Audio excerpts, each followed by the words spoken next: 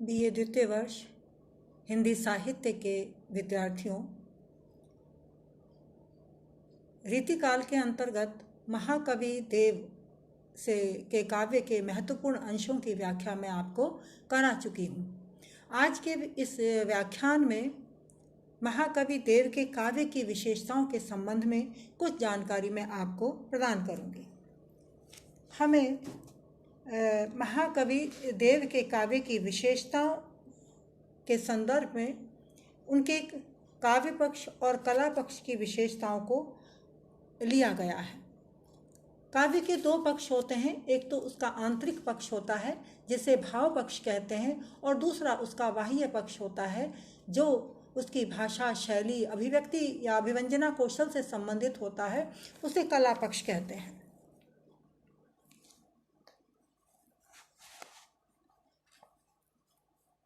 देव का रचनात्मक कार्य बहुत व्यापक और विस्तृत है।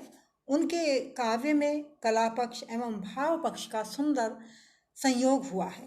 कहने का अभिप्राय यह है कि जिस प्रकार उनके काव्य का आंतरिक पक्ष सबल है, उसी प्रकार उनके काव्य का बाह्य पक्ष भी सबल है, सुगठित है। किसी भी कवि की काव्य प्रतिभा की समीक्षा करने के लिए उसके भाव पक्ष और कला पक्ष पर दृष्टिपात किया जाता है। भाव काव्य का प्राण तत्व अथवा आत्मा होती है, जबकि कला उसका शरीर होता है। इसमें भाव और कला दोनों एक दूसरे पर आश्रित होते हैं, इनका अन्योन्याश्रित संबंध होता है। जहाँ तक महत्ता का सवाल है, महत्वपूर्ण तो कविता का भाव पक्ष ही है, लेकिन उसके कला पक्ष, उसके अभिव्यंजना कौशल का भी कम महत्व नहीं है। कवि देव रसवादी रीतिकालीन कवि होने के कारण उनके काव्य का बाह्य पक्ष या अभिव्यंजना पक्ष बहुत महत्वपूर्ण, बहुत सुगठित है, लेकिन उसके पश्चात उनके काव्य का भाव पक्ष भी किसी प्रकार से कम नहीं है। बिहारी, घनानंद जैसे कवियों के समान उनके काव्य का आंतरिक पक्ष या भाव पक्ष बहुत प्रबल और मजबूत है। देव रसवादी कवि हैं, रीतिकाल के रसवादी कवि हैं, और उनके काव्य में वैराग्य की भावना भी देखने को मिलती है। इस कारण उनके काव्य में श्रृंगार के साथ साथ शांत रस संबंधी जो विशेषताएं भी उनके काव्य में देखने को मिलती हैं।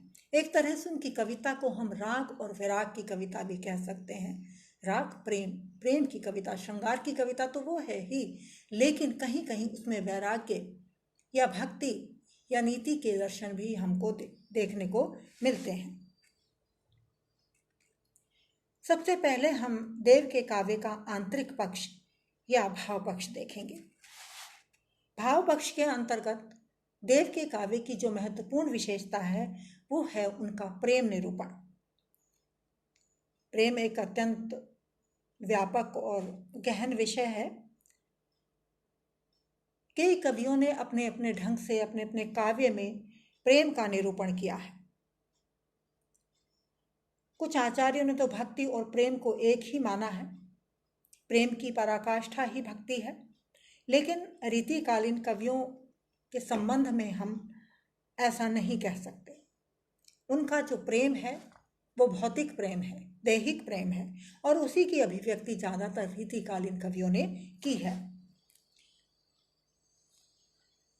साहित्य शास्त्र को ग्रंथ में जो प्रेम का वर्णन किया गया है उसका स्वरूप बहुत कुछ सामाजिक हो गया है। देव के काव्य में प्रेम निरूपण का जो रूप है या स्वरूप है वो सांसारिक है। उन्होंने नायक और नायिका के प्रेम का वर्णन अपने काव्य में किया है, और वे उस प्रेम को ही जीवन का सर्वस्व मानते हैं। एक स्थान पर उन्होंने कहा भी है, पल न थिरात रीति नेह की नई नई। वस्तुतः वह प्रेम रीति प्रकृति के द्वारा ही उद्दीप्त होता है, और केवल मनुष्य में ही नहीं, मनुष्य में तो है ही, उसके अतिरिक्त मनुष्यत्व जितने भी जीव में है वह भी प्रेम भाव से आह्लादित रहते हैं। तो फिर सहृदय रसिक तो स्वाभाविक रूप से प्रेम के प्रति उनका भाव बहुत कोमलता लिए हुए होगा या मधुरता लिए हुए होगा। देव के काव्यों में प्रेम निरूपण में तन्मयता का परिचय दिया है। उन्होंने अपने काव्य में संयोग और वियोग, श्रृंगार के दोनों ही रूपों का चित्रण किया गया है, जहाँ प्रेमी और प्रेमिका एक दूसरे के सानिध्य में एक दूसरे का सामीप्य प्राप्त करके आनंद की अनुभूति करते हैं प्रेम में जब, तो उसे संयोग श्रृंगार कहते हैं। और उसका चित्रण देव के काव्य में यत्र तत्र ही नहीं बल्कि सर्वत्र ही देखने को मिलता है। देखिए, एक उनका उदाहरण है, देखत ही जो मन हरे सुख अखियन को देई, रूप बखाने ताहि को जग चेरी कर ले। यहाँ पर देव के द्वारा रूप का, सौंदर्य का एक मनोहारी चित्रण प्रस्तुत किया गया है। और संयोग श्रृंगार का एक उदाहरण अन्य भी आप देखिए, आपस में रस में रहसे विहसे वन राधिका कुंज बिहारी, श्यामा सराहती श्याम की पागही श्याम सराहत श्यामा की सारी।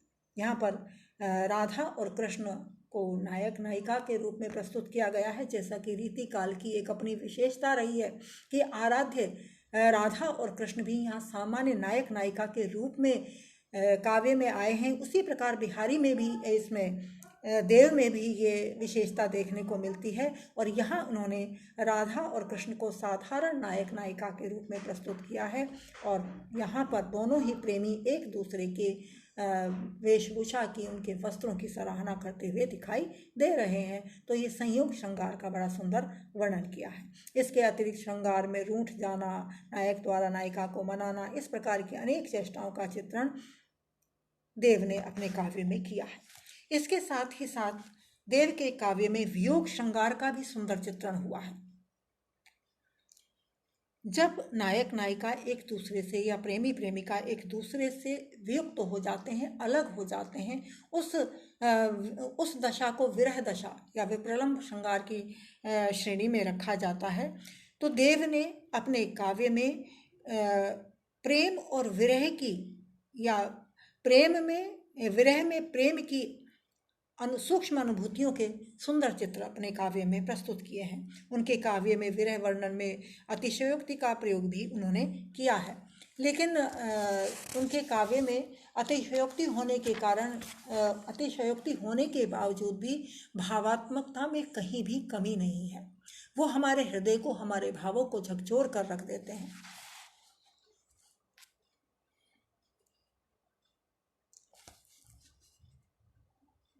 देखिए, एक विरह का एक चित्रण कवि ने जो किया है, वो उसकी व्याख्या भी मैंने आपको कराई है। वो पद है, छोही सी छली सी छीन लीनी सी छकी सी छीन, जकी सी चकी सी लागी थकित हैरानी सी, बींधी सी बंधी सी विषु, बूढ़ी सी विमोहित सी, बैठी बाल बकत बिलोकन विकानी सी। यहाँ पर अपने प्रिय से वियुक्त होकर के नायिका के मन स्थिति का चित्रण, बड़ा सुंदर चित्रण कवि ने किया है।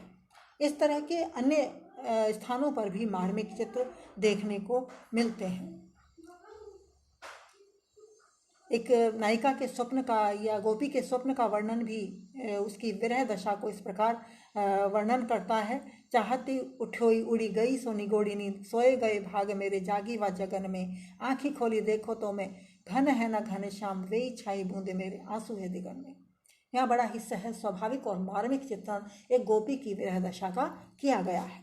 इसके साथ ही साथ प्रेम चित्रण और उसके संयोग और वियोग दोनों ही पक्षों का मार्मिक चित्रण करने के साथ ही साथ प्रकृति का सुंदर चित्रण भी देव के काव्य की विशेषताओं में से एक है। रीतिकालीन ज़्यादातर कवियों ने प्रकृति का उद्दीपन रूप में ही चित्रण किया है, देव ने भी किया है, लेकिन इसके अतिरिक्त उन्होंने प्रकृति के आलंबन रूप का भी सुंदर चित्रण किया है। बसंतकालीन प्रकृति का चित्रण करते हुए देव ने एक स्थान पर कहा है, माधुरी झोरनी फूलनी भोरनी, बोरनी बोरनी बेली बची है, केसरी किंस कुसुम कुसुम करी, किरवार कनेरनी रंग रची है। इसके अतिरिक्त उन्होंने एक स्थान पर और बसंत ऋतु का वर्णन करते हुए कहा है,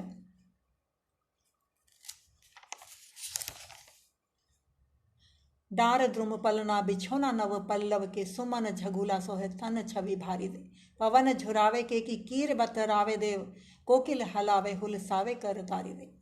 ये आपकी पाठ्य पुस्तक में ही है और आप पाठ्य पुस्तक में से देख करके इस चीज को स्पष्ट कर सकते हैं कि किस प्रकार से कवि देव ने प्रकृति का सुंदर चित्रण स्थान स्थान पर अपने काव्य में किया है। देव के काव्य में श्रृंगार प्रकृति चित्रण के अतिरिक्त भक्ति भावना भी देखने को मिलती है। ये भी देव के काव्य की कला पक्ष की एक अन्य महत्वपूर्ण विशेषता है। वास्तविकता तो वस्तुतः यह है कि रीतिकालीन कवियों ने आराध्य राधा और कृष्ण को एक साधारण नायक नायिका के रूप में ही प्रस्तुत किया है और भक्तिकालीन कवियों में सूर तुलसी आदि जैसे और मीरा जैसा भाव गांधीर्य यहाँ देखने को नहीं मिलता। यहाँ तो वही बात है कि श्रृंगार रस प्रस्तुत किया है राधा कृष्ण के माध्यम से और अन्यथा उसे अपने स्मरण का एक बहाना बना दिया है।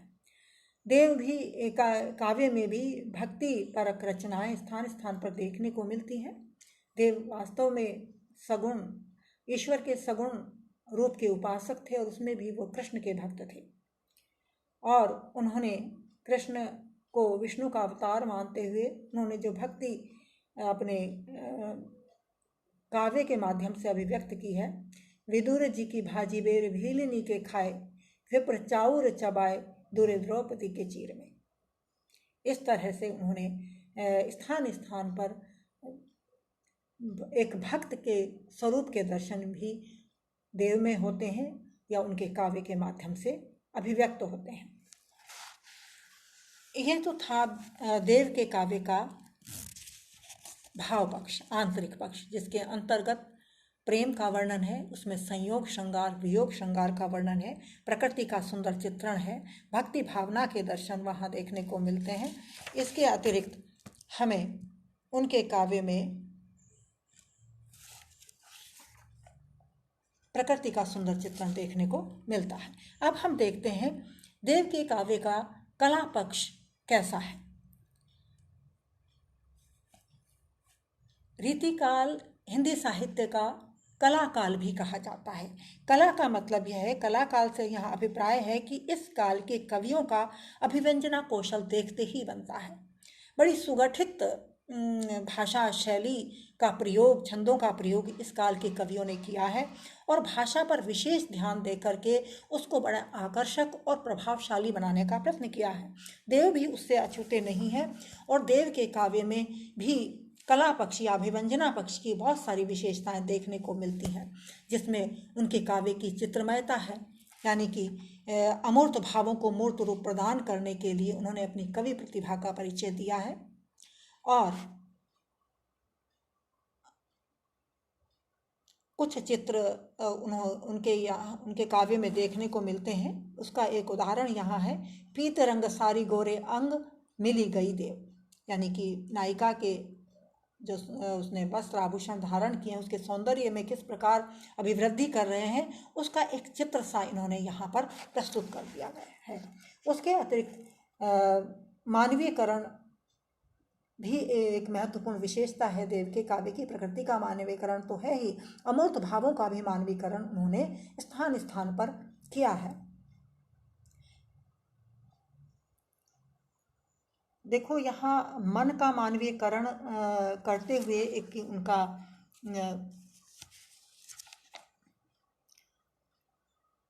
कवित्व है, ऐसो जो हो जानतो कि जेह तू विषय के संग, एरे मन तेरे हाथ पांव तेरे तोड़ पो। मन को एक मनुष्य के रूप में उसका मानवीकरण करते हुए उसको संबोधित किया है। तो इसी प्रकार उन्होंने अन्य भावों का भी मानवीकरण अपने काव्य के अंतर्गत किया है।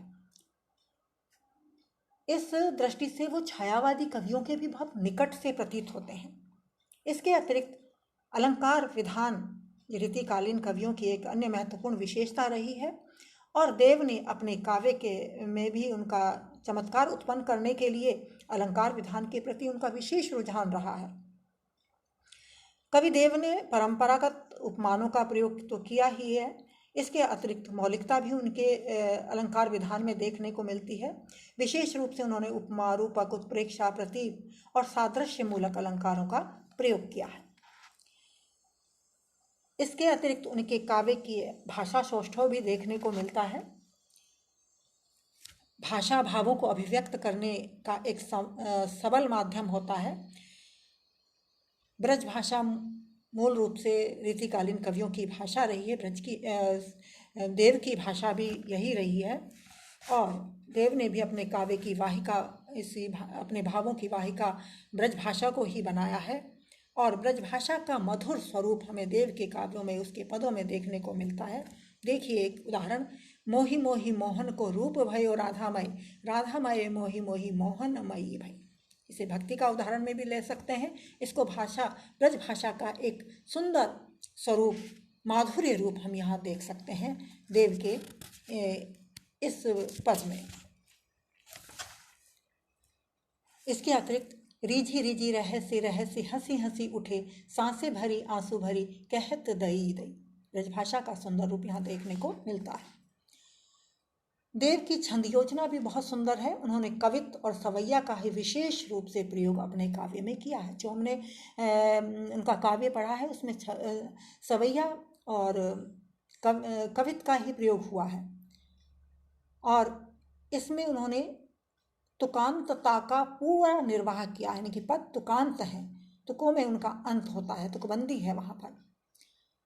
इन छंदों में गति भी है, यति भी है और नाद भी है, ये गेय भी है। इस बात का पूरा ध्यान देव ने अपनी कविता में, अपने छंदों में रखा है। तो इसका कारण, उनके छंदों के कारण उनकी काव्य प्रतिभा बहुत अधिक निखर गई है। उनके काव्य का नाद सौंदर्य देखते ही बनता है। इस प्रकार स्पष्ट है कि देव के काव्य का कला पक्ष जितना समृद्ध है, भाव पक्ष भी कम समृद्ध नहीं है। वे बिहारी और घरानंद जैसे रीतिकालीन रस परंपरा के कवियों के अंतर्गत आते हैं।